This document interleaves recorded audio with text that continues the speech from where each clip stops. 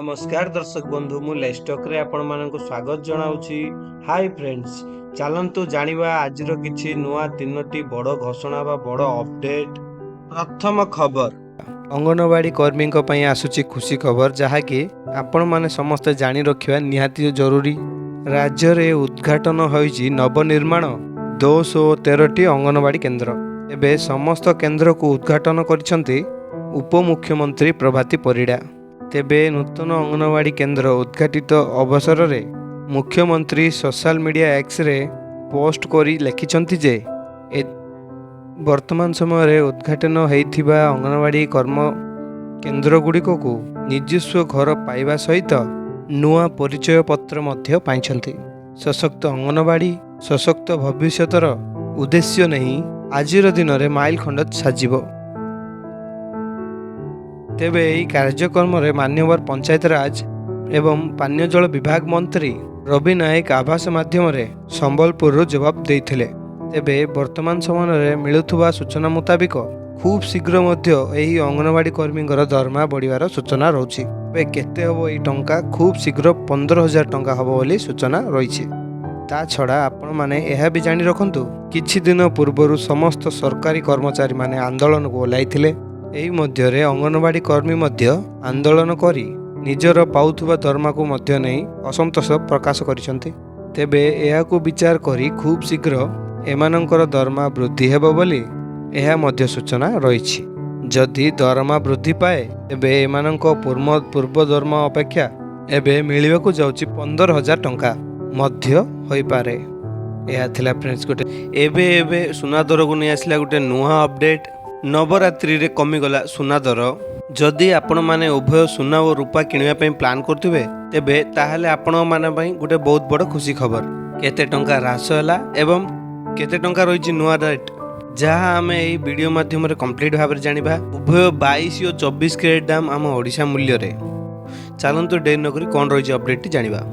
प्रथमतः जानी रखंतु राजधानी भुवनेश्वर अर्थात ओडिशा मूल्य रे सुना दर आज 10 ग्राम पिछा 1400 टंका ह्रास देखा मिली।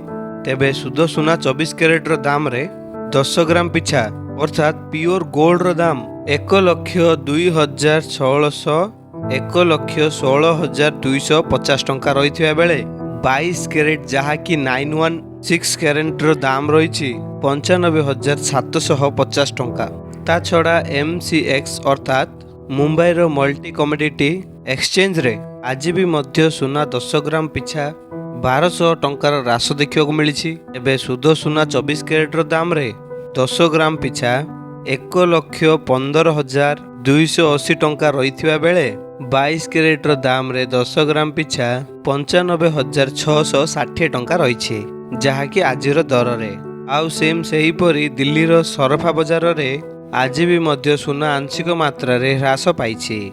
तेबे शुद्ध सुना 24 कैरेट रो दाम रे 10 ग्राम प्रति 1,15,800 टंका रही बेले 22 कैरेट सुना मूल्य 10 ग्राम प्रति 96,600 टंका रही जहाँकि आजिर दर। आउ सेम सही परी रूपार दाम रे ह्रास देखा आज मिली नाही। तेबे रूपा 1 किलोग्राम पिछा आज 1,28,000 टंका पहुंची जाइछि। जदि तेबे आपण माने जदि प्लान करछन्ती सुना कि रूपा उभय किनिबा पई तेबे आपण माने एही रेट देई मध्य किनि पारिबे। एहा थिला फ्रेंड्स गोटे PPFO को नहीं आसला गोटे बहुत बड़ अपडेट। वर्तमान समय रे EPFO धारक मानक पई खुशी खबर। एने सरकार जारी कले आउ एक खुशी खबर।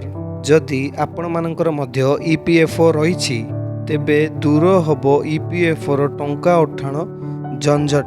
एककालीन काढ़ी हबो सबुतक टंका। एबे वर्तमान समय रे सरकार दूर करिवे कर्मचारी मानकर चिंता।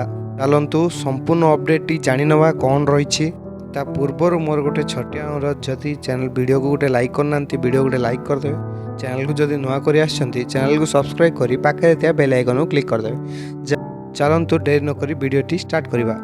केंद्र सरकार कर्मचारी भविष्य नीति पांठी संगठन अर्थात EPFO सदस्य माननकु गुरुत्वपूर्ण आश्वस्ति प्रदान करने को योजना करुछंती। आगामी दिन में जेकोसी सदस्य माने जेकोसी समय रे सेमानंकर EPFO अकाउंट बैलेंस उठाई पारिबे।